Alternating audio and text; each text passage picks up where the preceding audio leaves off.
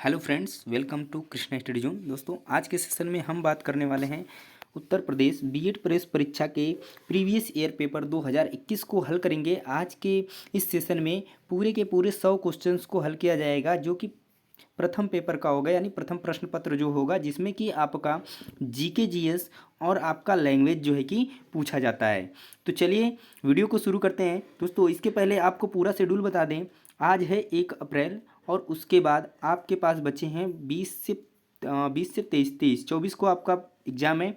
तो आपके पास 23 दिन और बचे हैं। तो पूरा शेड्यूल मैं आपको बता देता हूँ। तो आज से हम लोग 5 प्रीवियस ईयर पेपर करेंगे और उसके बाद 15 प्रैक्टिस सेट मैं आपको पूरा का पूरा कंप्लीट कराऊंगा। प्रश्न पत्र फर्स्ट और सेकंड दोनों साथ साथ चलेंगे और प्रीवियस ईयर पेपर भी दोनों करेंगे हम लोग पिछले 5 साल के। तो दोस्तों, आज से आपका बहुत ही महत्वपूर्ण क्लासेस शुरू हो चुकी हैं और इसके बाद मैं 3 दिन जो बचेगा उसके लिए मैराथन क्लासेस लूँगा। तो चलिए आज का वीडियो शुरू करते हैं और पढ़ते हैं पहला क्वेश्चन। और पहला पार्ट हमारा दोस्तों जीके जीएस, जो कि सभी के लिए इंपॉर्टेंट होता है, सभी के लिए अनिवार्य होता है, चाहे वो किसी भी वर्ग के हों, चाहे वो कला वर्ग के हों, साइंस के हों, कॉमर्स के हों या फिर एग्रीकल्चर के हों। तो चलिए आज का वीडियो शुरू करते हैं और पढ़ते हैं पहला क्वेश्चन, जो कि सामान्य ज्ञान से पूछा गया है 2021 के पेपर में। तो देखिए आपके सामने स्क्रीन पे आपको पहला क्वेश्चन दिख रहा होगा। तो दिया है कि वायुमंडल की संरचना में धरातल में कौन सा मंडल 32 से 60 किलोमीटर के मध्य स्थित है। इसमें आपको दिया है आयन मंडल, ओजोन मंडल, बाह्य मंडल, शुभ मंडल। इसमें से क्या होगा राइट आंसर। तो इसमें जो आपका राइट आंसर बनेगा वो आपका बन जाएगा ऑप्शन नंबर बी करेक्ट हो जाएगा। ओजोन मंडल जो है कि वायुमंडल की संरचना में धरातल से 32 से 60 किलोमीटर के मध्य में स्थित है। इस बात को आप लोग याद रखेंगे। नेक्स्ट क्वेश्चन देखिए, question number second. Question number second क्या है कि मध्य एशिया के स्टेपी क्षेत्र के निवासियों द्वारा बनाए गए मानवीय आवास को क्या कहते हैं। बताइए इस क्वेश्चन का आंसर कि मध्य एशिया के स्टेपी क्षेत्र के निवासियों द्वारा बनाए गए मानवीय आवास को क्या कहते हैं। तो उसको कहते हैं यूर्त। क्या कहते हैं? यूर्त। यानी कि ऑप्शन नंबर ये इस क्वेश्चन का राइट आंसर हो जाएगा। नेक्स्ट क्वेश्चन, क्वेश्चन नंबर 3 दिया है बच्चों में टीकाकरण को बढ़ावा देने के लिए भारत सरकार द्वारा किस वर्ष मिशन इंद्रधनुष योजना की शुरुआत की गई। वर्ष 2016, वर्ष 2014, वर्ष 2012, वर्ष 2010।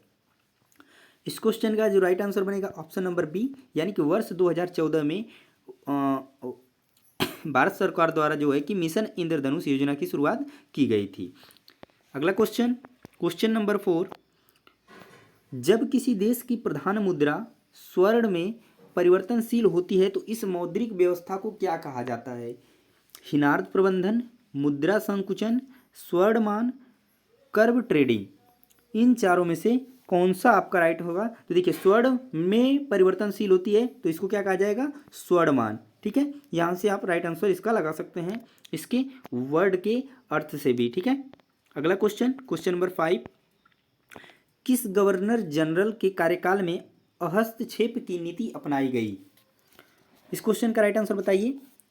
किस गवर्नर जनरल के कार्यकाल में हस्तक्षेप की नीति अपनाई गई। Sir John Macpherson, sir John Shore, sir George Barlow, Charles Metcalfe. किसमें बनाई गई है ये आप लोग बताइए इस क्वेश्चन का आंसर। तो इस क्वेश्चन का जो राइट आंसर बनेगा सर जॉन शोर ने क्या किए थे, इनके कार्यकाल में हस्तक्षेप की नीति अपनाई गई थी।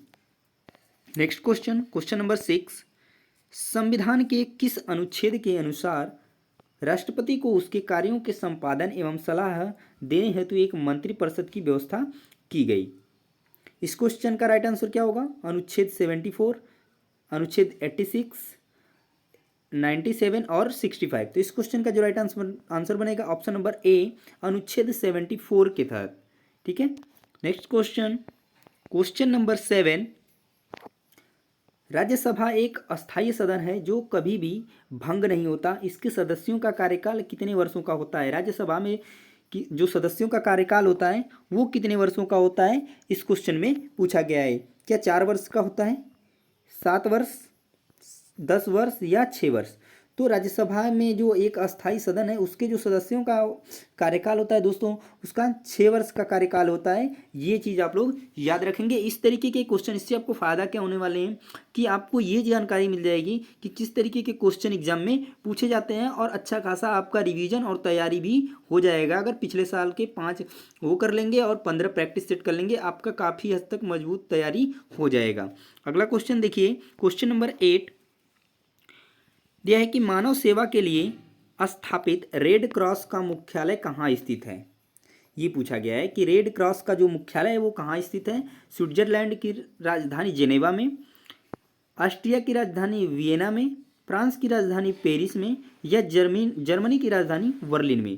तो इस क्वेश्चन का जो राइट आंसर बनेगा, यानी कि मानव सेवा के लिए जो स्थापित रेड क्रॉस का मुख्यालय है वो आपका स्विट्जरलैंड की राजधानी जेनेवा में स्थित है। नेक्स्ट क्वेश्चन, क्वेश्चन नंबर 9, यहाँ पर देखिए क्वेश्चन नंबर 9 आपका यहाँ पे है, ठीक है। क्वेश्चन नंबर 9 दिया है कि मेजर ध्यानचंद के जन्मदिन के अवसर पर प्रतिवर्ष किस तिथि को राष्ट्रीय खेल दिवस मनाया जाता है। यानी मेजर ध्यानचंद का जन्म दिवस कब है। 16 जून, 11 अक्टूबर, 29 अगस्त, 23 जनवरी। तो मेजर ध्यानचंद के जन्म दिवस के अवसर पर जो राष्ट्रीय खेल दिवस मनाया जाता है वो आपका 29 अगस्त को मनाया जाता है हर वर्ष। Next question, question number 10 Rabindranath Thakur द्वारा शांति निकेतन की स्थापना किस राज्य में की गई थी। तो इस क्वेश्चन का जो राइट आंसर बन जाएगा ऑप्शन नंबर डी, पश्चिम बंगाल में स्थापित की गई थी। Next question, question number 11 Bharat चीन युद्ध के बाद सीमावर्ती क्षेत्रों की सुरक्षा के लिए सशस्त्र सीमा बल एसएसबी का गठन किस वर्ष किया गया है। वर्ष 1963, वर्ष 1960, वर्ष 1958, वर्ष 1965। बताइए किस वर्ष किया गया।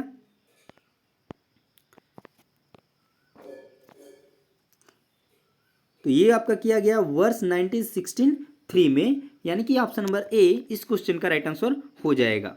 नेक्स्ट क्वेश्चन, क्वेश्चन नंबर 12 सूर साम्राज्य के संस्थापक अफगान वंशीय शेरशाह सूरी किस युद्ध के बाद दिल्ली की गद्दी पर बैठा। यानी शेरशाह सूरी जो है कि किस युद्ध के बाद दिल्ली की कमान संभाली थी, ये आपको बताना है। तो इस क्वेश्चन का राइट आंसर क्या हो जाएगा बताइए आप लोग। इसमें आपका पहला ऑप्शन है पानीपत का प्रथम युद्ध, खानवा का युद्ध, चंदेरी का युद्ध और बिलग्राम का युद्ध।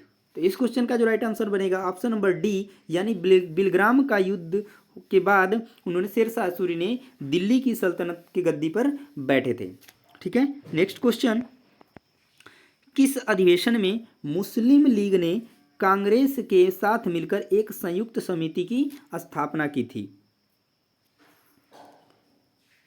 मद्रास अधिवेशन, लखनऊ अधिवेशन, कलकत्ता अधिवेशन और आपका आंसर है दिल्ली अधिवेशन। तो किस अधिवेशन में की थी। तो इस क्वेश्चन का जो राइट आंसर बनेगा ऑप्शन नंबर बी, लखनऊ अधिवेशन, ठीक है। नेक्स्ट क्वेश्चन, जब भारतीय न्यायिक पद्धति में लोकहित मुकदमा PIL लाया गया तब भारत के मुख्य न्यायाधीश कौन थे। यानी कि जब भारतीय न्यायिक पद्धति में लोकहित मुकदमा लाया गया तब भारत के मुख्य न्यायाधीश कौन थे, ये आपको बताना है इस क्वेश्चन में। और लास्ट देखिए, दीपक मिश्रा, नारायण सिंह, तीरथ सिंह ठाकुर, PN भगवती। तो इस क्वेश्चन का जो राइट आंसर बनेगा ऑप्शन नंबर डी करेक्ट हो जाएगा। PN भगवती जो है कि उस समय क्या थे, हमारे मुख्य न्यायाधीश थे। अगला question, question number 15 people's daily किस एशियाई खेल से प्रकाशित होने वाला प्रमुख समाचार पत्र है। इस क्वेश्चन का जो राइट आंसर बनेगा ऑप्शन नंबर बी, यानी कि Beijing. Next question, question number 16 यह कि भारत रत्न पुरस्कार प्राप्त करने वाले प्रथम भारतीय कौन थे, ये आपको बताना है। डॉक्टर सर्वपल्ली राधाकृष्णन, आशापूर्ण देवी, डॉक्टर जाकिर हुसैन, भगवती देवी। तो भारत रत्न पुरस्कार प्राप्त करने वाले जो प्रथम भारतीय थे वो थे doctor Sarvepalli Radhakrishnan. Next question, question number 17 Prakash Padukone किससे संबंधित है। ये पूछा गया है कि प्रकाश पादुकोण किससे संबंधित हैं? क्रिकेट से, वाटर पोलो से, बैडमिंटन से, फुटबॉल से। तो ये संबंधित हैं बैडमिंटन से, ये भी आप लोग याद रखेंगे। अगला क्वेश्चन, क्वेश्चन नंबर 18, संयुक्त राष्ट्र संघ के किस अंग को विश्व का पुलिसमैन भी कहा जाता है? और महासभा, सुरक्षा परिषद, प्रन्यास परिषद या सचिवालय? इस क्वेश्चन का जो राइट आंसर बनेगा, पुलिसमैन की बात की जाए तो सुरक्षा से की जाती है, इस वजह से उसको क्या कहा जाता है? सुरक्षा परिषद भी कहा जाता है, यानी सुरक्षा परिषद को पुलिसमैन भी कहा जाता है, ये आप लोग याद रखेंगे। नेक्स्ट क्वेश्चन, क्वेश्चन नंबर 19, दक्षिण पूर्वी एशियाई राष्ट्रों का संघ आसियान किस वर्ष स्थापित किया गया? ये आपको बताना है कि दक्षिण पूर्वी एशियाई राष्ट्रों का जो संघ है आसियान, वो किस वर्ष स्थापित किया गया है? 8 अगस्त 1967, 12 अगस्त 1972, 31 जुलाई 1962 और 18 अगस्त 1977। ये जो आपका स्थापित किया गया था 8 अगस्त 1967 को स्थापित किया गया था, ये भी चीज़ आप लोग याद रखेंगे। अगला क्वेश्चन, क्वेश्चन नंबर 20, प्रसिद्ध अभिनेत्री हेमा मालिनी किस शास्त्रीय नृत्य में पारंगत हैं? ये आपको बताना है कि हेमा मालिनी जो अभिनेत्री हैं वो किस नृत्य में पारंगत हैं? कथकली, कुचिपुड़ी, मोहिनी अट्टम या भरतनाट्यम? तो वो जो है कि मोहिनी अट्टम में क्या है? पारंगत हैं, ये भी आप लोग याद रखेंगे। देखिए तो किस तरीके से, किस जगत से सवाल पूछा गया है, आपको ये जानकारी मिल रही होगी क्या क्या चीज़ें आपको पढ़ करके जाना है एग्जाम को देने के लिए और किस तरीके के क्वेश्चन देखने को मिल रहे हैं। अगला question, question number 21, train to Pakistan बुरियल 8C के लेखक कौन है? इस पुस्तक के लेखक कौन है? ट्रेन टू पाकिस्तान बुरियल 8C। तो इस नीरद सिंह चौधरी, खुशवंत सिंह, अमिताभ घोष में मोरारजी देसाई। तो इसमें कौन सा ऑप्शन सही होगा? तो इसमें जो आपका ऑप्शन सही है ऑप्शन नंबर बी, यानी खुशवंत सिंह इस पुस्तक के लेखक हैं, ट्रेन टू पाकिस्तान बुरियल 8C। ये भी आप लोग याद रखेंगे। नेक्स्ट क्वेश्चन चलते हैं, क्वेश्चन नंबर 22, स्वास्थ्य विज्ञान विश्वविद्यालय विधेयक 2021 किस राज्य की विधानसभा द्वारा पारित किया गया? असम, आंध्र प्रदेश, उड़ीसा या अरुणाचल प्रदेश? स्वास्थ्य विज्ञान विश्वविद्यालय विधेयक 2021 किस राज्य की विधानसभा द्वारा पारित किया गया है, ये आपको बताना है। असम, आंध्र प्रदेश, उड़ीसा, अरुणाचल प्रदेश? बताइए इस क्वेश्चन का आंसर क्या होगा? इसमें जो होगा आपका उड़ीसा राइट आंसर हो जाएगा, यानी कि उड़ीसा ने स्वास्थ्य मिशन विज्ञान विश्वविद्यालय विधेयक 2021 जो है कि इसके विधानसभा के द्वारा पारित किया गया था। अगला क्वेश्चन, क्वेश्चन नंबर 23, चलिए नेक्स्ट पेज पे है क्वेश्चन नंबर 23, यहाँ पे आ जाते हैं। दिया है, अगस्त 2021 में भारत सरकार के किस मंत्रालय ने सुजलाम अभियान की शुरुआत की है? भारत सरकार के किस मंत्रालय ने सुजलाम अभियान की शुरुआत की है? जल शक्ति मंत्रालय, वन एवं पर्यावरण मंत्रालय, पेट्रोलियम एवं ऊर्जा मंत्रालय या सहकारिता मंत्रालय? तो बताइए इस क्वेश्चन का आंसर क्या हो सकता है? तो सुजलाम अभियान की जो शुरुआत की गई है जल शक्ति मंत्रालय के द्वारा की गई है 2021 में।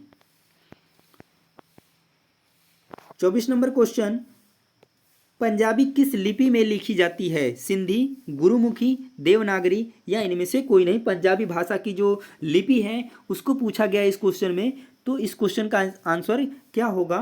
तो ये लिखी जाती है गुरुमुखी। आप लोग इसको याद भी कर सकते हैं कि गुरुमुखी से ही या आप लोग याद रख सकते हैं कि पंजाबी की लिपि क्या है? गुरुमुखी है। ठीक है, नेक्स्ट क्वेश्चन पे चलते हैं, क्वेश्चन नंबर 25, भारत में प्रथम स्थापित परमाणु संयंत्र कौन सा है?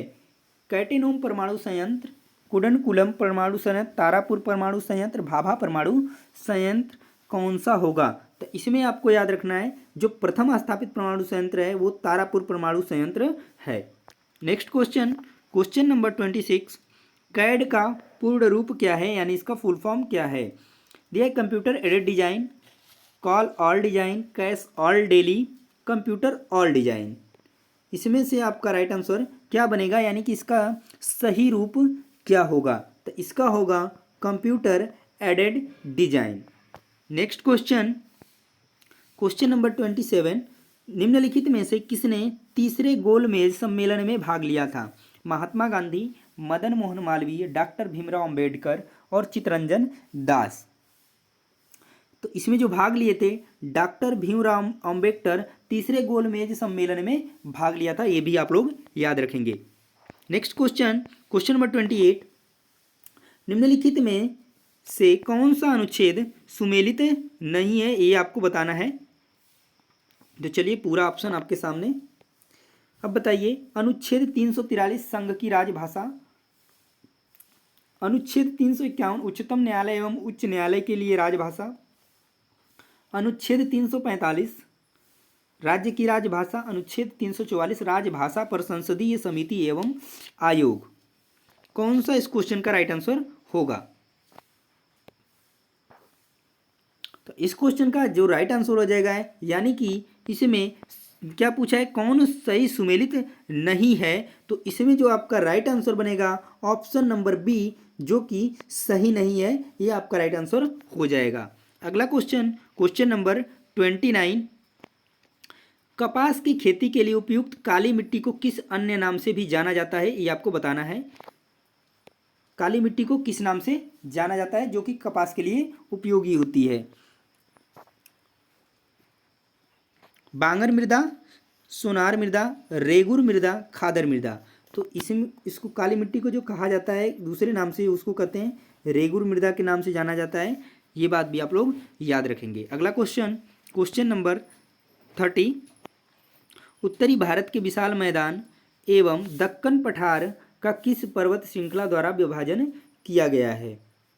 क्वेश्चन नंबर 30 का आंसर आप लोग दीजिए। विंध्याचल पर्वत श्रृंखला, सतपुड़ा पर्वत श्रृंखला, अरावली पर्वत श्रृंखला, अजंता पर्वत श्रृंखला। तो इसका जो विभाजन किया जाता है जिस श्रृंखला के द्वारा, वो है विंध्याचल पर्वत श्रृंखला। नेक्स्ट क्वेश्चन, क्वेश्चन नंबर 31, ये रहा आपके सामने। भारत का एकमात्र सक्रिय ज्वालामुखी निम्नलिखित में से किस स्थान पर स्थित है, ये आपको बताना है। कार निकोबार, मायाबंदर, लक्षद्वीप, बैरन द्वीप। तो ये जो स्थित है आपका ऑप्शन नंबर डी इस क्वेश्चन का राइट आंसर बनेगा, यानी कि बैरन द्वीप में ये स्थित है, इस जगह पे स्थित है। Next question, question number 32, Maharashtra के किस प्रसिद्ध संत ने रामायण पर भावार्थ रामायण नामक टीका लिखी? रामदास, एकनाथ, नामदेव, ज्ञानदेव, कौन किन्होंने लिखा था, ये चीज आपको बताना है। तो इस क्वेश्चन का जो राइट आंसर बन जाएगा ऑप्शन नंबर बी करेक्ट हो जाएगा इस क्वेश्चन के लिए।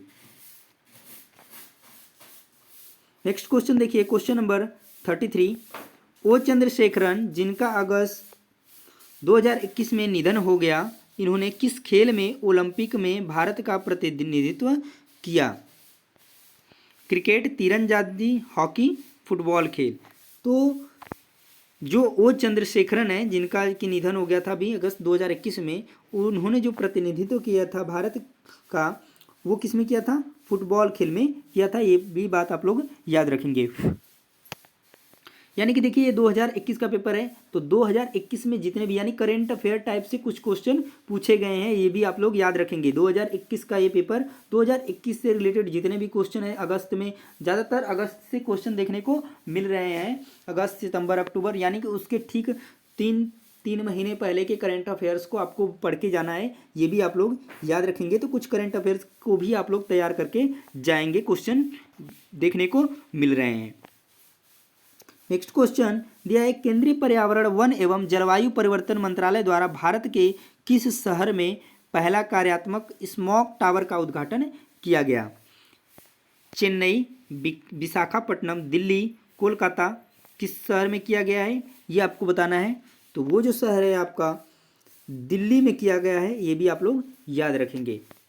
नेक्स्ट क्वेश्चन, क्वेश्चन नंबर 35, निम्नलिखित में कौन मौर्य सम्राट अशोक के मेरठ एवं टोपरा शिलालेखों को दिल्ली ले गया था? मोहम्मद गोरी, फिरोज शाह तुगलक, जलालुद्दीन फिरोज या गयासुद्दीन तुगलक? कौन लेकर गया था ये आपको बताना है। यहाँ पे चलिए थोड़ा सा साइज छोटा कर लेते हैं ताकि आपको पूरा क्वेश्चन के साथ आपको आंसर भी ऑप्शन भी दिख सके। ठीक है, तो बताइए क्वेश्चन नंबर 35 का आंसर क्या होगा। तो ये जो ले गया था फिरोज शाह तुगलक जो है कि मौर्य सम्राट अशोक के मेरठ एवं टोपरा शिलालेखों को दिल्ली ले गया था, ये बात भी आप लोग याद रखेंगे। Next question, question number 36, Bharat का प्रधानमंत्री उसकी सरकार के खिलाफ अविश्वास प्रस्ताव में भाग नहीं ले सकता जब वह गठबंधन सरकार चलाता हो, वह राज्यसभा का सदस्य हो, वह लोकसभा का सदस्य हो, या जब उसके पास कम सांसद हों। कब नहीं जा सकता है, तो कब नहीं जा सकता है वह, जब वह राज्यसभा का सदस्य हो। Next question, question number 37, Asia की सबसे बड़ी खारे पानी की झील कहाँ स्थित है। ये भी देखिए क्वेश्चन बहुत ही शानदार है, ये बार बार क्वेश्चन एग्जाम में आते रहते हैं, ये उस तरीके का क्वेश्चन है। तो एशिया की जो सबसे बड़ी खारे पानी की झील है वो कहाँ पर स्थित है, उड़ीसा में स्थित है, ये भी आप लोग याद रखेंगे। नेक्स्ट क्वेश्चन, क्वेश्चन नंबर 38, दिया है वाचस्पति पुरस्कार किस संस्था मंत्रालय द्वारा दिया जाता है। के बिरला फाउंडेशन, साहित्य कला अकादमी, अजीज प्रेमजी फाउंडेशन या संस्कृति मंत्रालय। किस फाउंडेशन के द्वारा यानी कि किस संस्था के द्वारा वाचस्पति पुरस्कार दिया जाता है, तो ये दिया जाता है के बिरला फाउंडेशन की तरफ से। नेक्स्ट क्वेश्चन, क्वेश्चन नंबर 38 के बाद 39 नंबर क्वेश्चन दिया है हार्नबिल त्यौहार किस राज्य में मनाया जाता है। देखिए त्योहारों से भी क्वेश्चन देखने को मिला है, इससे आपको पता चल रहा होगा कि किस किस कैटेगरी से किस किस फील्ड से क्वेश्चन देखने को मिल रहे हैं। तो यहाँ पर खेल जगत, नृत्य से, त्योहारों से, ठीक है, अनुच्छेद से, संविधान से, हर तरह से क्वेश्चन आपको देखने को मिल रहे हैं। तो यानी कि तैयारी आपको बहुत ही अच्छी करके जानी होगी। तो बताइए इस क्वेश्चन का आंसर क्या होगा। हार्नबिल त्यौहार किस राज्य में मनाया जाता है, तो ये मनाया जाता है आपका नागालैंड में, ये बात भी आप लोग याद रखेंगे। इस पर भी आपको वीडियो मिल जाएगी जिसपे कि आपको सारे त्यौहार, सारे नृत्य, इसमें मैं अलग से वीडियो बना दूंगा आप लोगों के लिए, जो कि एक ही वीडियो में सारे त्यौहार और सभी राज्यों के त्यौहार और नृत्य जो है कि शामिल होंगे। देखिए अगला क्वेश्चन पढ़िए, क्वेश्चन नंबर 40, उद्योगों के लिए वित्तीय सहायता देने के लिए सर्वोच्च बैंक कौन सा है। Axis bank, SBI, IDBI, ICICI। कौन सा बैंक है जो उद्योगों के लिए वित्तीय सहायता प्रदान करता है। इस क्वेश्चन का राइट आंसर बताइए, तो ये है आपका IDBI बैंक है। क्वेश्चन नंबर 41, कंप्यूटरों में प्रयुक्त IC चिप बनते हैं सिलिकॉन से, आयरन ऑक्साइड से, सिल्वर से, क्रोमियम से। तो बताइए ये किससे बनते हैं, तो ये बनते हैं सिलिकॉन से। ये भी चीज़ें आप लोग याद रखेंगे। तो देखिए कंप्यूटर से भी क्वेश्चन देखने को मिल रहे हैं, जैसे जैसे आप पढ़ रहे हैं, बढ़ रहे हैं आगे की तरफ, इसमें देखिए कंप्यूटर भी, आपको कंप्यूटर की भी जनरल नॉलेज होनी चाहिए। क्वेश्चन नंबर 42 दिया है मल्टिंग प्रोसेसिंग होती है बिना किसी प्रोसेसर के एक से अधिक प्रोसेसर द्वारा उपयुक्त में से कोई नहीं। तो बताइए क्वेश्चन नंबर 2 को। तो मल्टी प्रोसेसिंग, मल्टी का मतलब होता है कि कई, ठीक है, यानी कि एक से अधिक प्रोसेसर द्वारा क्या होता है, मल्टिंग प्रोसेसिंग होती है, ये बात आप लोग याद रखेंगे। Next question, question number 43, Bharat ने अगस्त 2021 में किस देश के साथ दक्षिण चीन सागर में नौसैनिक अभ्यास किया था, ये बात भी बताई थी। ये देखिए आपका आ गया है, करंट अफेयर से क्वेश्चन पूछा है। क्वेश्चन नंबर 43 का राइट आंसर हो जाएगा वियतनाम के साथ दक्षिण चीन सागर में नौसैनिक अभ्यास भारत ने अगस्त 2021 में किया था। Next question, question number 44, Bharat के भौगोलिक केंद्र होने के कारण निम्नलिखित में से किस शहर को जीरो मिल सेंटर कहा जाता है। नागपुर, भोपाल, इंदौर, जबलपुर। तो इस क्वेश्चन का जो राइट आंसर होगा, जीरो मिल सेंटर नागपुर को कहा जाता है, ये भी आप लोग याद रखेंगे।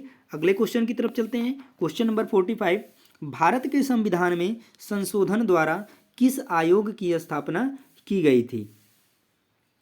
राष्ट्रीय अल्पसंख्यक आयोग, राष्ट्रीय महिला आयोग, राष्ट्रीय अनुसूचित जनजाति आयोग, राष्ट्रीय बाल अधिकार एवं संरक्षण आयोग। तो इस क्वेश्चन का जो राइट आंसर बनेगा ऑप्शन नंबर सी, राष्ट्रीय अनुसूचित जनजाति आयोग जो है कि भारत के संविधान में संशोधन द्वारा आयोग की स्थापना की गई थी। नेक्स्ट क्वेश्चन, क्वेश्चन नंबर 46, निम्नलिखित में से कौन सी पुस्तक कुलदीप नैयर द्वारा लिखी गई है। पुस्तक से भी 2 क्वेश्चन देखने को अभी तक मिल गए दोस्तों, ठीक है। तो इसमें बताइए कि जो कुलदीप नैयर द्वारा कौन सी पुस्तक जो है कि लिखी गई है। तो इसमें जो लिखी गई है इंडिया द क्रिटिकल ईयर्स, ये जो है कि कुलदीप नैयर द्वारा लिखी गई पुस्तक है। क्वेश्चन नंबर 47, यक्षगान किस राज्य की प्रमुख नृत्य कला है, ये भी आपको बताना है। देखिए नृत्य से भी 2-3 क्वेश्चन देखने को अभी तक मिल गए हैं। तो 47 का आंसर क्या होगा, तो ये है आपका कर्नाटक, यानी कि यक्षगान जो है दोस्तों कर्नाटक का प्रमुख नृत्य कला है। ये बात आप लोग याद रखेंगे। 48 क्वेश्चन, निम्नलिखित में भारतेंदु हरिश्चंद्र की रचना है। फिर आ गई आपकी पुस्तक से ही, तो बताइए इनकी रचना कौन है। अमृत बाजार पत्रिका, वंदे मातरम, भारत दुर्दशा या मराठा। बताइए इनकी रचना कौन सी है। तो इनकी रचना है भारत दुर्दशा, भारतेंदु हरिश्चंद्र। नेक्स्ट क्वेश्चन आ जाइए क्वेश्चन नंबर 49 में, संविधान में उद्देश्य प्रस्ताव किसके द्वारा प्रस्तुत किया गया। महात्मा गांधी, रविंद्रनाथ टैगोर, जवाहरलाल नेहरू या बीजे तिलक। तो संविधान में उद्देश्य प्रस्ताव किसके द्वारा प्रस्तुत किए गए थे, ये आपको बताना है। तो बताइए क्वेश्चन नंबर 49 का, तो ये किया गया था जवाहरलाल नेहरू जी के द्वारा। नेक्स्ट क्वेश्चन, क्वेश्चन नंबर 50, यह प्लान्ड इकोनॉमी फॉर इंडिया के लेखक कौन है। तो इस क्वेश्चन का जो राइट आंसर बन जाएगा डॉक्टर विश्वेश्वरैया जो है इस क्वेश्चन के राइट आंसर हो जाएंगे। यानी कि प्लान्ड इकोनॉमिक फॉर इंडिया के लेखक कौन है, डॉक्टर विश्वेश्वरैया, ठीक है। नेक्स्ट क्वेश्चन दोस्तों, अब हम लोग देखिए 50 क्वेश्चन पूरा कर लिए हैं, कंप्लीट हो चुका है किसका, जीके जीएस का। अब हम लोग चलेंगे खंड बी, यानी कि इसके दूसरे 50 क्वेश्चन की तरफ, जो कि लैंग्वेज से पूछा जाता है, यानी कि इंग्लिश या हिंदी। तो हम लोग यहाँ पर करने वाले हैं हिंदी लैंग्वेज के क्वेश्चंस को। तो चलिए शुरू करते हैं और पढ़ते हैं अपना पहला क्वेश्चन कि जो हिंदी में क्या पूछा गया है। तो पूछा गया है कि स वर्ड का उच्चारण स्थान है। अगर आप बोलते हैं स, तो आपको पता चलेगा कि ये आवाज़ कहाँ से निकल के आ रही है। तो स, देखिए स बोल रही है, स वर्ड का उच्चारण स्थान है मूर्धा, कंठ, तालु, दंत। तो देखिए अगर बोलेंगे ऐसे स, तो आपका क्या हो रहा है, ऊपर ऊपर जो है कि जीभ जो है कि टच हो रही है। तो इसको क्या कहते हैं, इसका जो राइट आंसर हो जाएगा ऑप्शन नंबर सी, यानी कि ये इसका उच्चारण स्थान कहाँ है, तालु है, ठीक है। नेक्स्ट क्वेश्चन, इनमें से पगड़ी पगड़ी कौन सा शब्द है, तत्सम है, विदेशज है, देशज है, तद्भव। देखिए अगर आप हिंदी की थोड़ी सी भी अच्छी सी तैयारी कर लेंगे तो बहुत अच्छा खासा नंबर आपका आ जाएगा हिंदी में। तो बताइए इसमें से पगड़ी कौन सा शब्द है, तत्सम है, विदेशज है, देशज है या तद्भव है। तो ये क्या है, एक देशज है, सिंपल सी बात है। पगड़ी क्या है, देशज शब्द है, आप लोग जानते भी होंगे इसको। चलिए अगला क्वेश्चन का बताइए, आप बीती में कौन सा समास है। बताइए आप बीती में कौन सा समास है, द्विगु समास, कर्मधारय समास, तत्पुरुष समास, द्वंद्व समास। कौन सा समास है ये आप लोग बताइए। तो इसमें आपका हो जाएगा तत्पुरुष समास, इस क्वेश्चन का राइट आंसर हो जाएगा। आपको समास पे भी वीडियो मिल जाएंगी अलग से, ठीक है। तो आप लोग समास भी अच्छे तरीके से तैयार कर लेंगे। निम्नांकित एक शब्द में उपसर्ग नहीं लगा है, किसमें उपसर्ग नहीं लगा है, अपवाद, ओढ़ना, प्रभाव, पराजय। तो बताइए उपसर्ग किसमें नहीं लगा है, तो किसमें नहीं लगा है, ऑप्शन नंबर बी में उपसर्ग नहीं लगा है, ओढ़ना में, ठीक है। क्वेश्चन नंबर 55, अंकित ने गाना गाया होगा वाक्य किस काल में है। बताइए अंकित ने गाना गाया होगा, क्या आपको समझ में आ रहा है। इस क्वेश्चन का राइट आंसर क्या हो जाएगा, बहुत ही इजी सवाल है। तो इसमें देखिए गाना गाया होगा यानी कि काम अभी बीत चुका है, सिंपल सी बात है, गाना गाया होगा।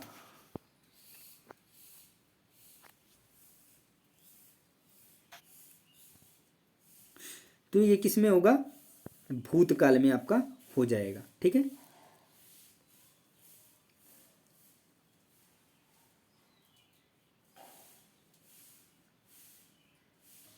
नेक्स्ट क्वेश्चन की तरफ चलिए। नेक्स्ट क्वेश्चन, क्वेश्चन नंबर 56, अपादान कारक का परसर्ग है, ये बताइए अपादान कारक का परसर्ग है। अपादान कारक का परसर्ग कौन है?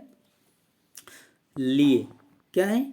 लिए। अगर आप कारक पढ़ेंगे तो उसमें होता है ना, कर्ता ने कर्म को करण से इस तरीके से, ठीक है। नेक्स्ट क्वेश्चन, कैंची किस भाषा का शब्द है? बताइए, कैंची जो है कि किस भाषा का शब्द है? अरबी, फारसी, तुर्की, पुर्तगाली। तो इसमें आपका हो जाएगा ये तुर्की भाषा का शब्द है।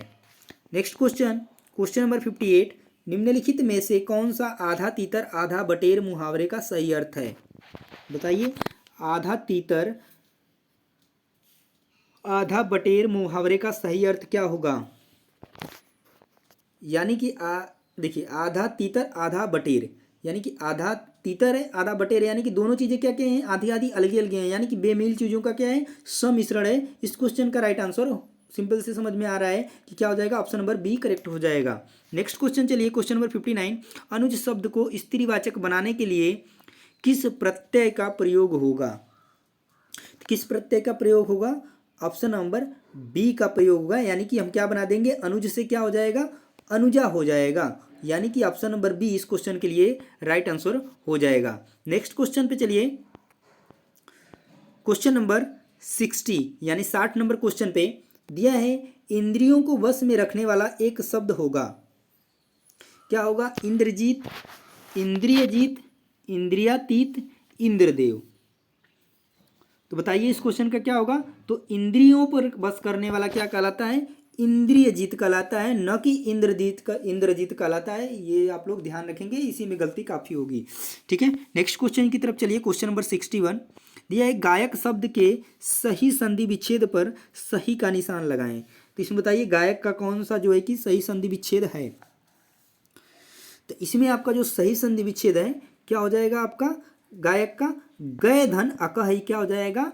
गायक, ठीक है। गय धन अक यानी कि गायक। पाठ नेक्स्ट क्वेश्चन देखिए, क्वेश्चन नंबर 62, पाठशाला। पाठशाला शब्द कैसा है? रूढ़ है, यौगिक है, योग रूढ़ है या विदेशी है? यह कैसा है? एक यौगिक शब्द है।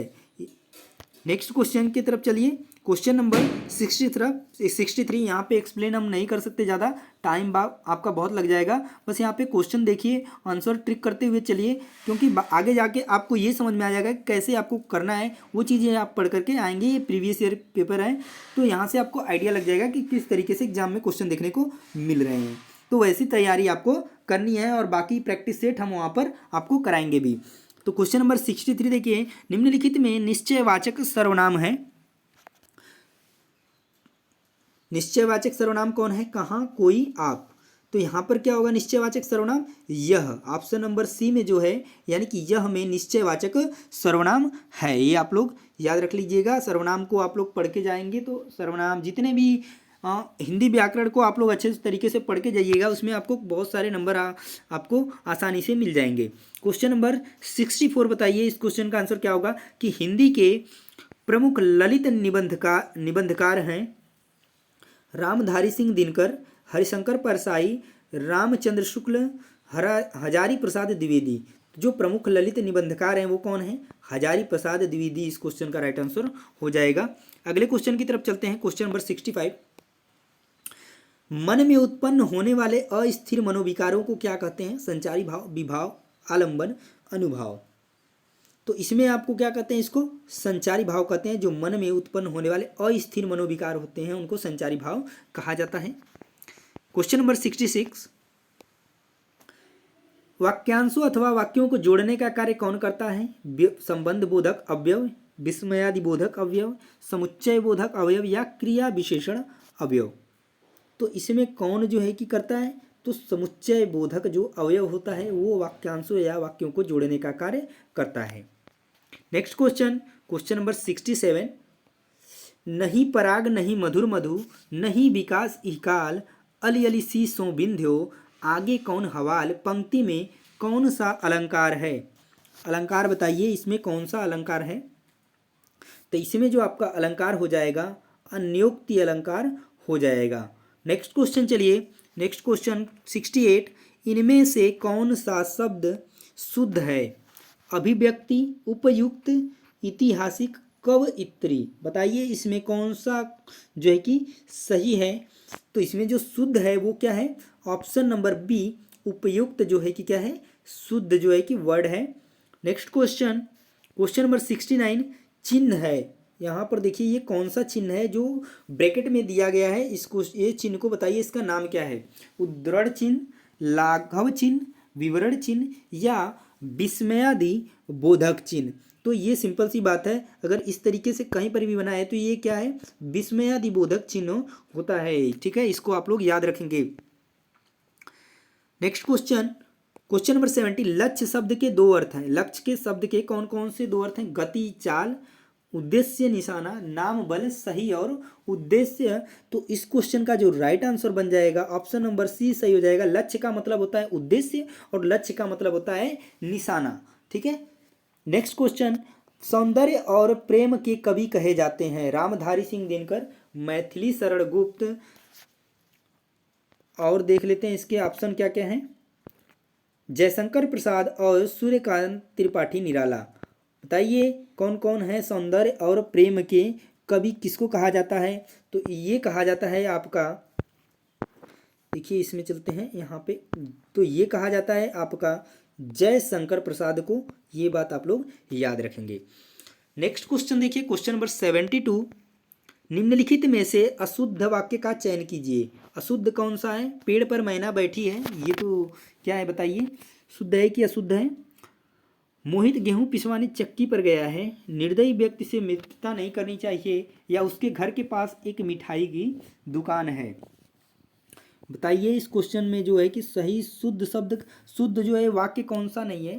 तो उसके घर के पास एक मिठाई की दुकान है, निर्दयी व्यक्ति से मित्रता नहीं करनी चाहिए, मोहित गेहूं पिसवाने चक्की पर गया है, अशुद्ध को क्या करना है, चयन करना है, पेड़ पर मैना बैठी है।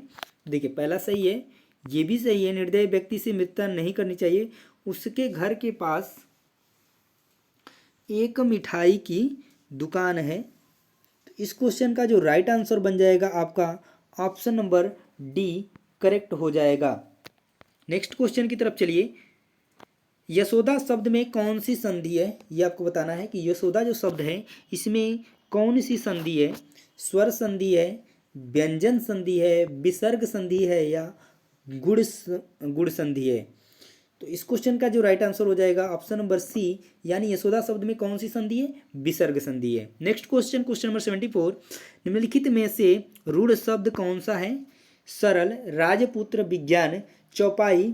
तो इसमें कौन सा ऑप्शन हो जाएगा आपका, रूढ़ शब्द कौन है, सरल। सरल जो है कि रूढ़ शब्द है। नेक्स्ट क्वेश्चन, श्रव्य काव्य के अंतर्गत आते हैं नाटक और प्रहसन, कहानी और कविता, नाटक और व्यंग, प्रहसन और कहानी। तो 75 का आपका कौन सा आंसर सही जाएगा। तो श्रव्य काव्य की बात की जा रही है, तो श्रव्य काव्य में कहानी और कविता जो है कि अंतर्गत इसके आते हैं। श्रव्य का मतलब होता है कि सुनना, तो कहानी और कविता को हम सुनने के अंतर्गत लेते हैं। तो इस क्वेश्चन का राइट आंसर हो जाएगा आपका ऑप्शन नंबर बी।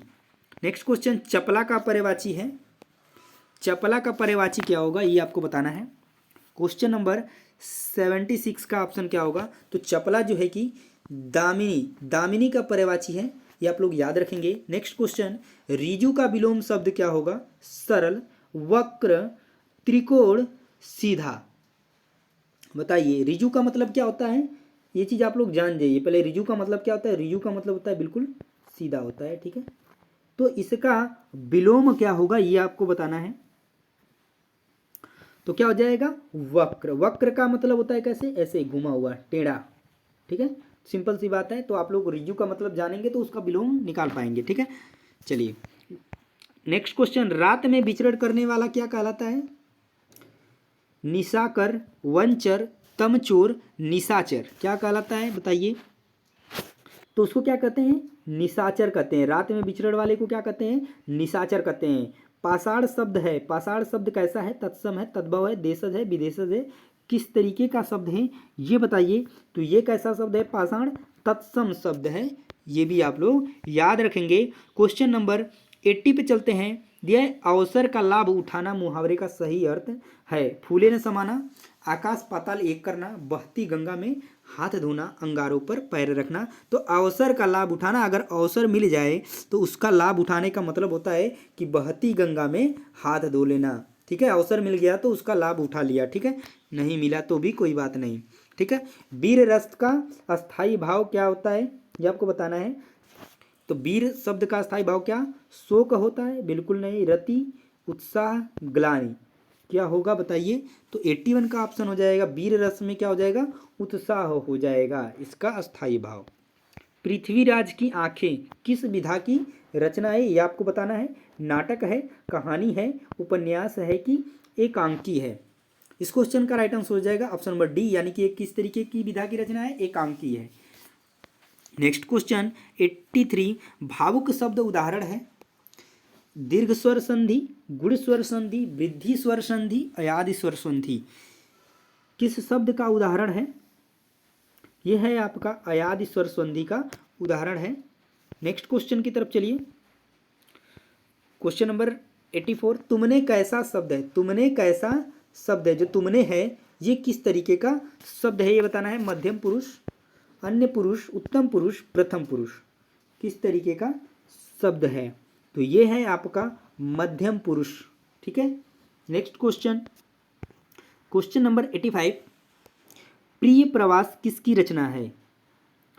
प्रिय प्रवास किसकी रचना है? ये है अयोध्या सिंह उपाध्याय, हरिऔध जी की रचना है प्रिय प्रवास, ये आप लोग याद रखेंगे।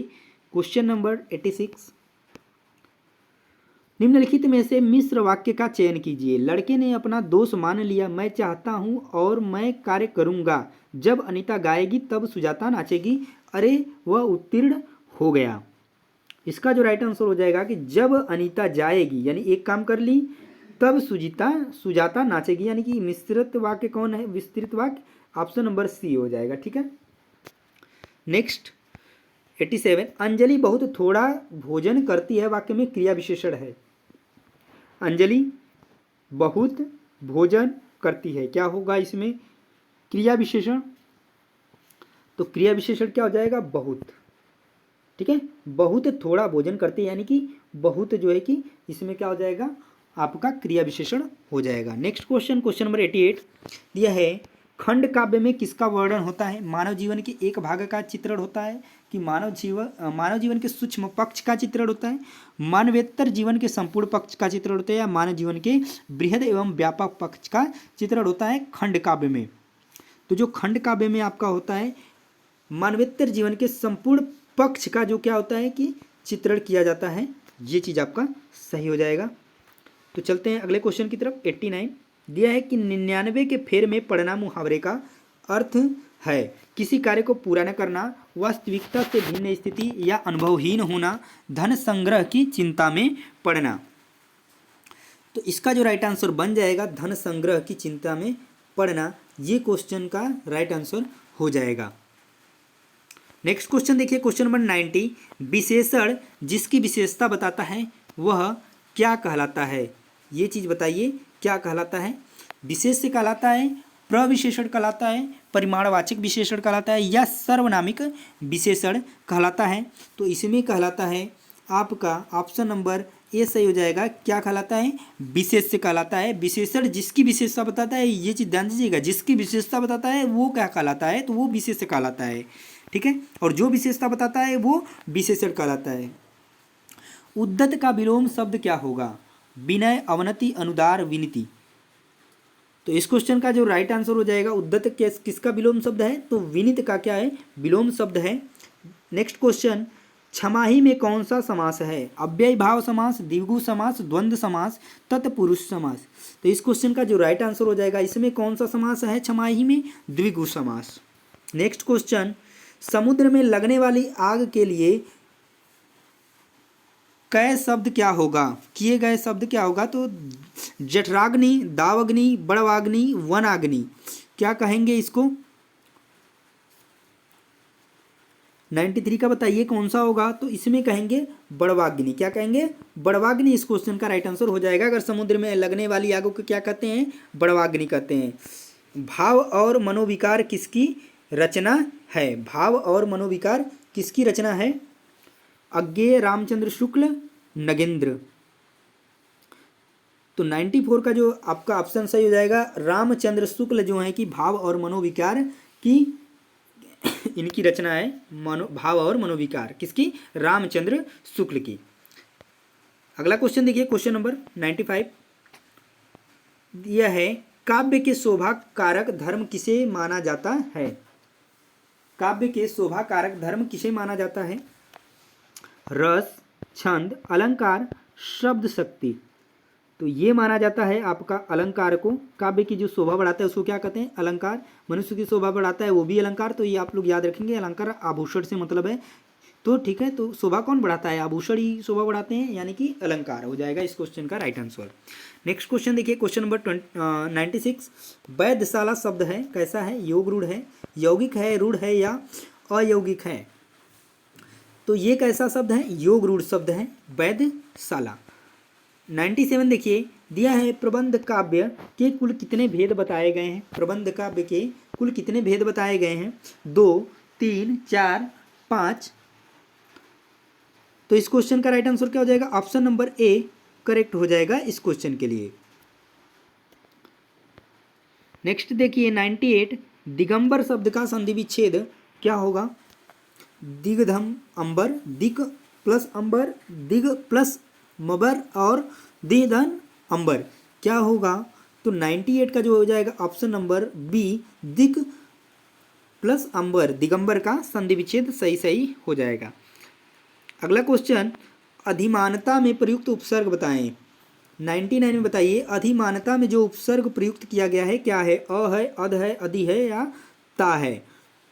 तो इसमें कौन सा उपसर्ग किया गया है? अधि। एक चीज़ याद रखिए, उपसर्ग जो है कि किसी शब्द के पहले लगता है और प्रत्यय जो है कि लास्ट में लगता है। ठीक है, इससे आपको आइडिया मिल जाएगा कि ऑप्शन आंसर आपका क्या होगा। नेक्स्ट क्वेश्चन, बंधन किसका प्रतीक है?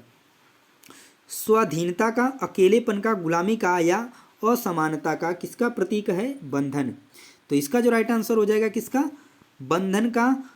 गुलामी से क्या हो जाएगा? बंधन जो है कि गुलामी का प्रतीक है। तो ये तो दोस्तों आज के सेशन के पूरे 100 क्वेश्चन। तो वीडियो आपको कैसी लगी है, कंटेंट आपको कैसा लगा है, कमेंट में ज़रूर बताइएगा। और अगला क्वेश्चन पेपर देखने के लिए दोस्तों चैनल को सब्सक्राइब कर लीजिए, तो आपका सेकंड पेपर भी करा दिया जाएगा। और बाकी इस तरीके से 5 दिन लगातार 5 प्रीवियस ईयर पेपर कराए जाएंगे, फर्स्ट और सेकंड, और बाकी के 15 सेट आपको करा दिए जाएंगे।